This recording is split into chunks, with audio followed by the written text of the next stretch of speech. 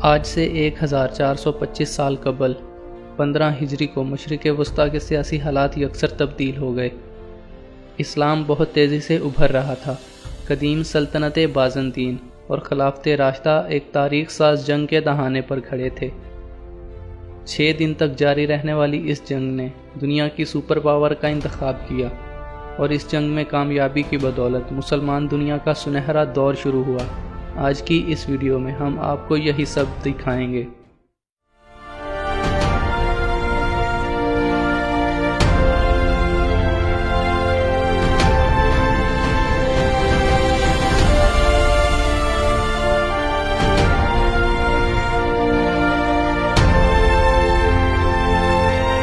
بارہ ہجری تک تقریباً سارا عربیہ خلافت کے زیر نگی اکٹھا ہو چکا تھا۔ اکثریت مسلمان ہو چکی تھی، اور اندرونی بغاوتوں کو کچلنے کے بعد حضرت ابوبکر صدیق رضی اللہ تعالیٰ عنہ نے مشرکوں کے خلاف جہاد کا اعلان کر دیا تھا۔ عراق، کویت اور اردن کے بہت سے علاقے فتح کرنے کے بعد مسلمان شام پر چڑھائی کے لیے تیار کھڑے تھے۔ 13 ہجری کو حضرت ابوبکر صدیق رضی اللہ تعالیٰ عنہ نے شام اور فلسطین پر حملے کا حکم دیا۔ ان کا منصوبہ تھا کہ سلطنت بازنطین کو 2 حصوں میں کاٹ دیا جائے، تاکہ دارالحکومت قسطنطنیہ کا مصر اور افریقہ سے زمینی راستہ ختم کر کے اس سارے علاقے کو فتح کیا جائے۔ مسلمانوں اور بازنطینیوں کی سب سے پہلی جنگ عرب اور فارس کی سرحد پر فراز کے مقام پر ہوئی، جس میں خالد بن ولید رضی اللہ تعالیٰ عنہ نے فارسی اور رومی مشترکہ فوج کو شکست دی۔ اس کے بعد عرب افواج نے فلسطین پر حملہ کیا اور داتین کے مقام پر رومیوں کو زبردست شکست دی۔ ہرکل اس پر غضبناک ہوا اور جنرل تھیوڈور کی زیر نگرانی سیزیریا میں ایک بڑی فوج بھیجی۔ حضرت خالد بن ولید رضی اللہ تعالیٰ عنہ، جو اس وقت فارس میں مہم جوئی پر تھے، اپنی فوج کے ساتھ فلسطین لوٹ آئے۔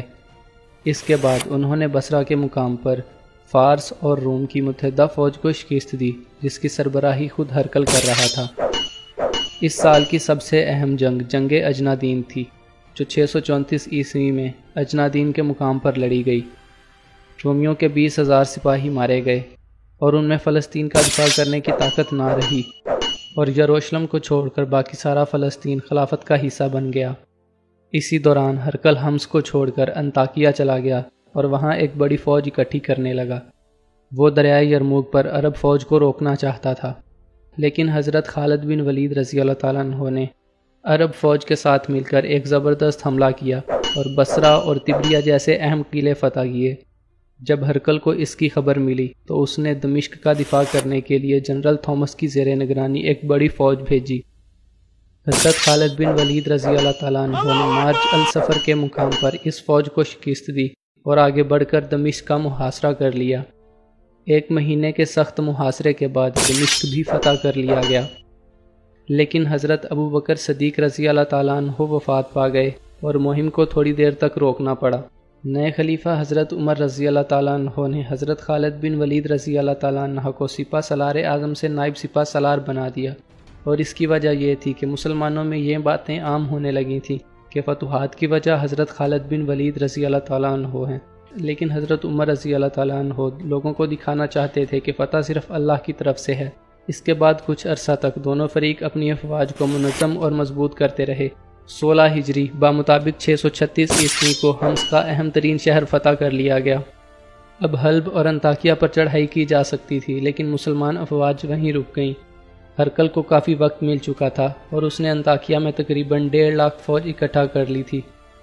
اس کے علاوہ ہرکل اور یزدگرد سوم کے درمیان ایک معاہدہ طے پا چکا تھا کہ وہ مل کر مسلمانوں پر حملہ کریں گے، لیکن یزدگرد اپنی فوج کو فوری طور پر اکٹھا کرنے میں ناکام رہا، تو ہرکل نے اکیلے ہی حضرت خالد بن ولید رضی اللہ تعالیٰ عنہ کا سامنا کرنے کا ارادہ کیا۔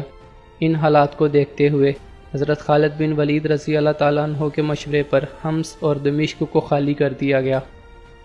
ہرکل کا منصوبہ تھا کہ مسلمان افواج کا الگ الگ مقابلہ کیا جائے، اور اس صورت میں مسلمانوں کو بہت نقصان اٹھانا پڑتا۔ اس وجہ سے مسلمان پیچھے ہٹے اور دریائے یرموک کے قریب پڑاؤ کر لیا۔ دریائے یرموک کے میدان میں مسلمان اور بازنطینی تقریباً 3 مہینے تک اپنی جگہ پر قائم رہے۔ اس دوران مذاکرات کرنے کی کوشش کی جاتی رہی، لیکن اس کا کوئی فائدہ نہ ہوا، اور آخر کار 16 ہجری بمطابق 15 اگست 636 عیسوی کو معرکہ شروع ہوا دونوں فوجوں کی درست تعداد کا بتانا ممکن نہیں، لیکن زیادہ تر تاریخ دان اس بات پر متفق ہیں کہ رومیوں کی تعداد تقریباً 2 سے 3 لاکھ تھی، جبکہ مسلمان 30 سے 35 ہزار کے درمیان تھے۔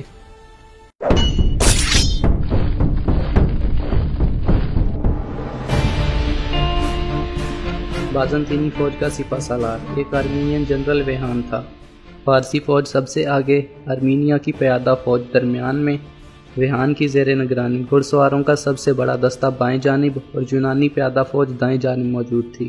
فوج کے ہر حصے کے پیچھے 2000 گھڑ سواروں کا ایک دستہ اور اس کے علاوہ دائیں اور بائیں جانب 5000 گھڑ سواروں کے 2 دستے دائیں اور بائیں بازو کو سہارا دینے کے لیے موجود تھے۔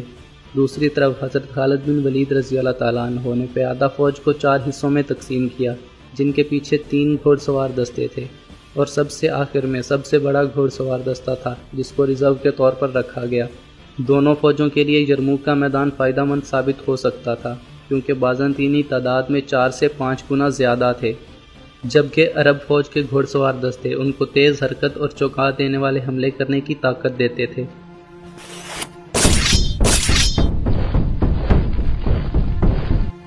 دوسرے دن جب مسلمان فجر کی نماز ادا کر رہے تھے، تب رومیوں کی پیادہ فوج اور گھوڑ سوار دستوں نے پہلا حملہ کیا۔ ویہان کا منصوبہ تھا کہ مسلمانوں کے درمیان میں شدت سے حملہ کیا جائے اور دائیں اور بائیں بازو کو گھیر لیا جائے۔ کافی کوشش کرنے کے بعد رومی بائیں جانب سے مسلمانوں کو پیچھے دھکیلنے میں کامیاب رہے، لیکن مسلمان فوج نے دوبارہ حملہ کیا اور انہیں پیچھے ہٹنے پر مجبور کر دیا۔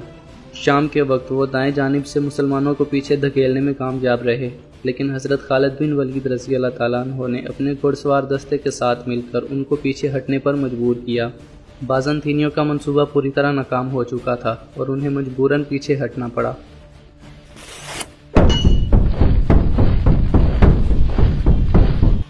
تیسرا دن بھی بالکل دوسرے دن کے جیسے ہی گزرا۔ بازنطینیوں اور مسلمان دونوں کو کافی نقصان اٹھانا پڑا اور دونوں آخرکار پیچھے ہٹ گئے۔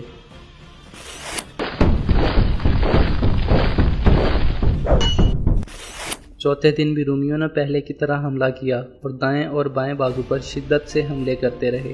اس کی وجہ سے مسلمانوں کے بائیں بازو کو پیچھے ہٹنا پڑا، لیکن حضرت خالد بن ولید رضی اللہ تعالیٰ عنہ نے بائیں بازو کو حکم دیا تھا کہ آہستہ آہستہ پیچھے ہٹتے رہنا ہے، اور جب انہوں نے دیکھا کہ بازنطینی بہت آگے نکل آئے ہیں تو انہوں نے خود گھوڑ سوار دستوں کے ساتھ مل کر رومیوں کو گھیر لیا۔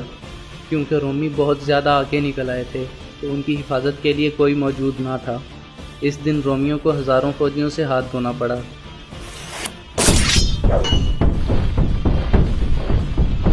پانچویں دن ویہان نے جنگ بندی کی درخواست کی اور بہت سا مال غنیمت دینے کی پیشکش کی، لیکن حضرت خالد بن ولید رضی اللہ تعالیٰ عنہ نے اسے مسترد کر دیا اور فرمایا اب بہت دیر ہو چکی ہے۔ رومیوں کی واپسی کے لیے صرف ایک ہی راستہ تھا اور وہ دریائے یرموک کا پل تھا۔ حضرت خالد بن ولید رضی اللہ تعالیٰ عنہ نے گھڑ سواروں کا ایک چھوٹا دستہ اس پل پر قبضہ کرنے کے لیے بھیجا تاکہ رومی بھاگ نہ سکیں۔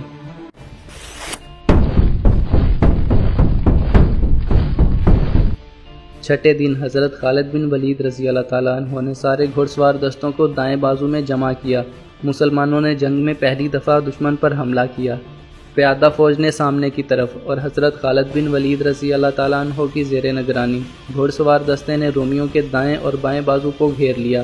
کچھ ہی گھنٹوں میں رومی گھوڑ سوار دستہ پوری طرح تباہ ہو گیا اور رومی فوج کے دائیں اور بائیں بازو کو پوری طرح تباہ کر دیا گیا۔ اس کے بعد رومی فوج کے سینٹر کی باری آئی، اس کو بھی چند ہی گھنٹوں میں کچل دیا گیا اور یہی جنگ کا اختتام تھا۔ رومی فوج کا سپہ سالار اعلیٰ ویہان مارا گیا۔ 1 لاکھ سے زیادہ رومی فوجی اس مارکے میں قتل ہوئے۔